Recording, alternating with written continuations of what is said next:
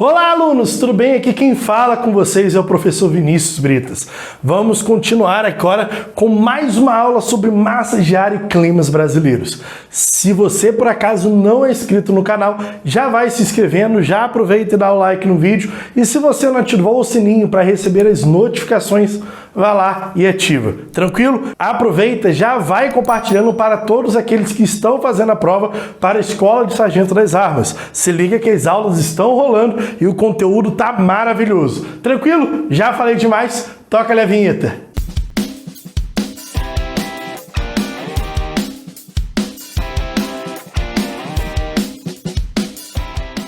Volta aqui pro pai, se liga. Se você quer ter acesso a todo esse quadro aqui, você não se preocupa. Acesse o link aqui na descrição que vai estar justamente o post do Instagram com todo esse quadro para que você possa fazer a sua cópia. Além de questões que vamos trabalhar nessa aula. Tranquilo? Então não perca tempo e venha comigo. Se liga que a aula de hoje a gente vai falar sobre climas brasileiros e massas de ar. Se liga que a gente teve uma aula anterior, então aperta aqui no card para que você possa ter acesso à aula de climatologia geral. Ela vai dar base ao que a gente vai falar hoje. Principalmente, eu preciso que você relembre muito bem o que é, por exemplo, zona de convergência intertropical. Lembre de Laninha, El Ninho, tipos de chuva e amplitude térmica, assuntos da aula passada, porque isso vai dar base ao que a gente vai estar falando hoje. Tranquilo?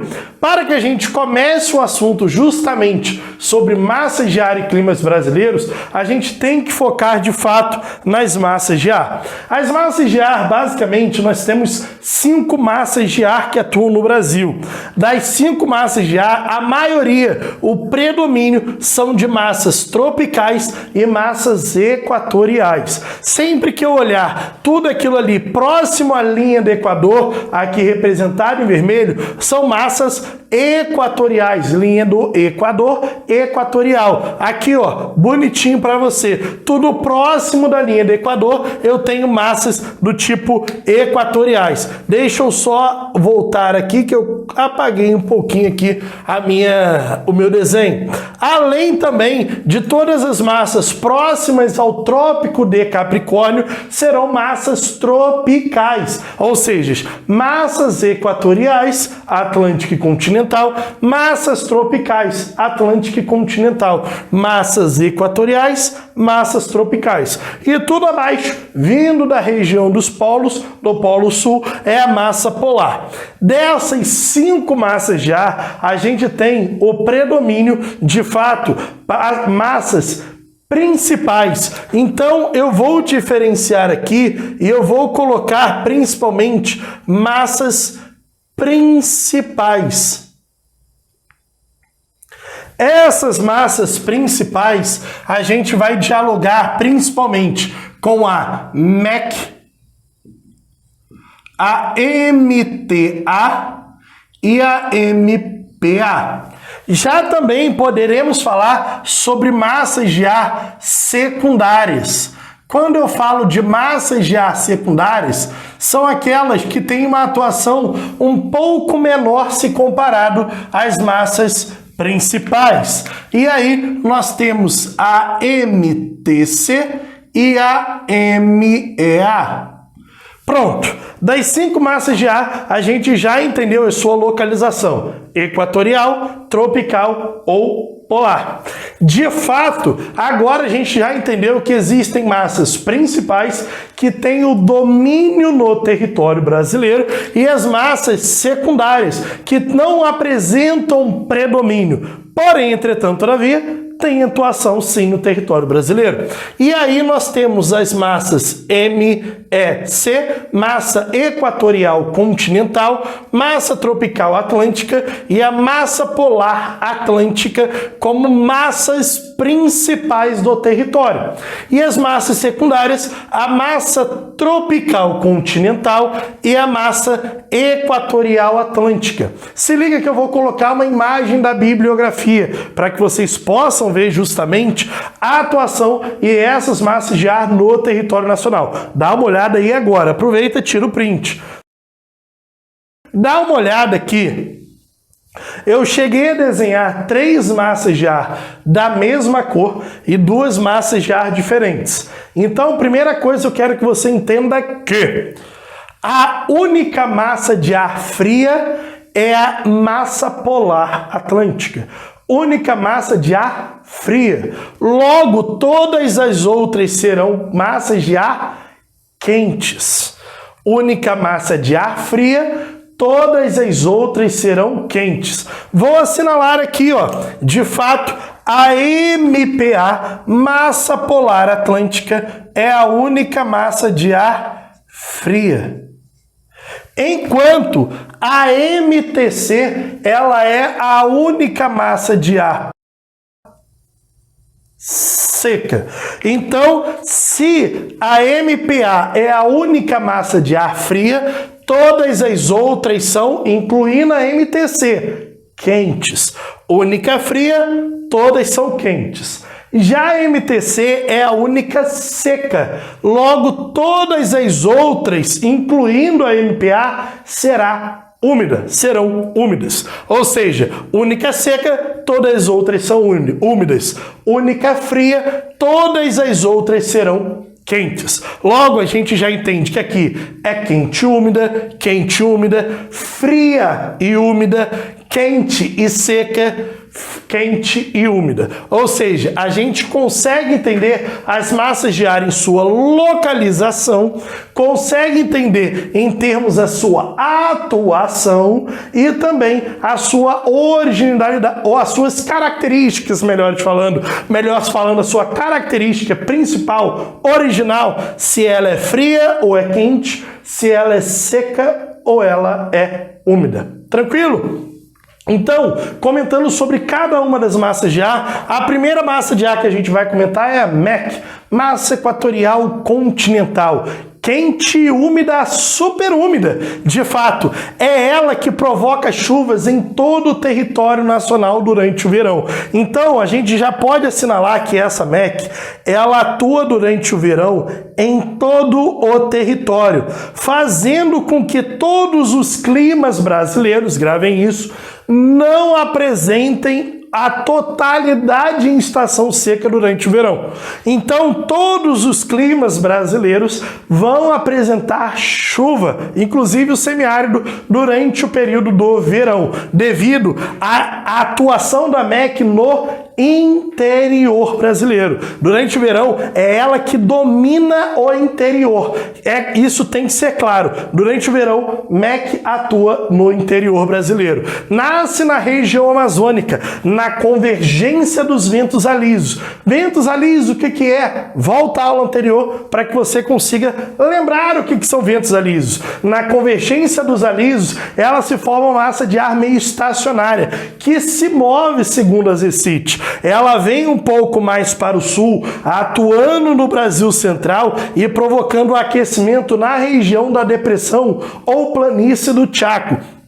Enquanto durante o nosso inverno ela atua fora do nosso território. Ela é 880. Durante o verão ela domina, provoca chuvas chamadas de chuvas convectivas, chuvas intensas, normalmente mais intensas na cidade. Aquelas chuvas rápidas, intensas, das gotas grandes pra caramba. De fato, atua durante setembro a março em todo o território nacional. Porém, de março a setembro ela se desloca e ela chega a atuar fora do território nacional, em regiões da Venezuela, por exemplo, e atua apenas no norte aqui do estado de Roraima, ou seja, ampla atuação durante o verão e nenhuma atuação durante o inverno.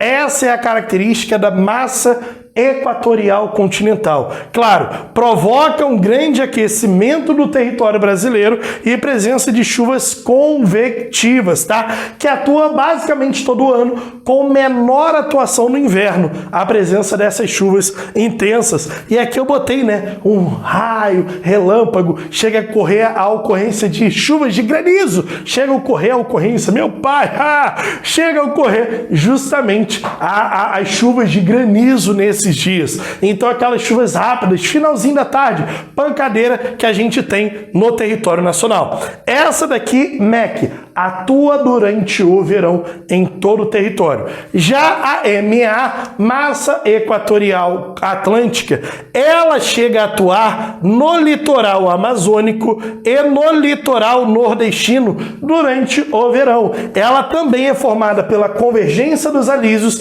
se forma na zona de convergência intertropical e ela atua nesse território com ampla atuação.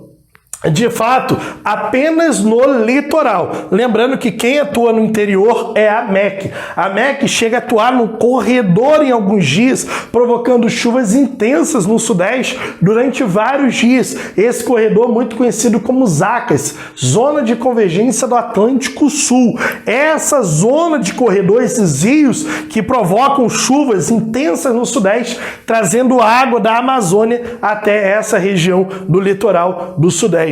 Então, a MEC atua no interior, MA atua muito mais no litoral setentrional e litoral amazônico, tá? Então, atua pelo litoral nordeste e litoral amazônico, nasce no Atlântico Norte, na região dos Açores. Atua legal durante o verão. Já a MTA, ela atua mais no litoral mais oriental do território brasileiro, tá? Então esse litoral oriental do território tem ampla atuação da MPA. Claro que a MPA atuando junto com a MPA, MTA, MPA e a MA também com atuações com a MTA provocam chuvas intensas, tá? Às vezes no inverno pode vir a ocorrência maior da MPA no litoral brasileiro e aí provocam chuvas frontais intensas quando essas duas massas de ar se juntam a essa daqui, MPA, Massa Polar Atlântica. De fato, quando eu verifico essa MTA, ela é úmida, ela nasce, segundo Demetrio Manioli, ela nasce meio seca, ganha umidade e ela atua nesse território aqui no litoral, provocando as chamadas chuvas orográficas. Então ela vem com uma certa umidade, chega aqui, perde toda essa umidade nas chuvas orográficas, na região da Serra do Mar, Serra da Mantiqueira, Serra do Espinhaço, Serra Geral, e quando ela adentra o território, ela adentra uma massa de ar seca. Claro que no verão ela quase não adentra o território, porque tem quem está dominando o interior? A MEC. A MEC atua e ela não deixa ninguém entrar. E ela fala, ó, o pai manda, o pai tá on. Agora, MTA mete o pé e fica só no litoral. De fato, quando a gente analisa o verão brasileiro, ele é a atuação dessas três massas de ar, com o predomínio da MEC no interior, MTA e MA apenas na região litorânea. Tranquilo? De boa? Pode reconferir no mapa que eu vou colocar, dá uma olhada aí, apenas no setor do verão. Agora, volta aqui, porque nem só de verão vive o Brasil. O Brasil também vive do inverno, então eu largo a minha caneta vermelha e agora a gente vai analisar em termos a inverno. Quando eu analiso o inverno, aí de fato duas massas de ar atuam com mais presença no interior brasileiro. Enquanto no verão a MEC atua intensamente no interior, a MEC no inverno ela sai e ela basicamente só vai atuar na parte fora do país e norte de Roraima. Então ela quase não atua no território brasileiro. Como eu disse, o 880. No verão atua pra caramba, no inverno some, desaparece.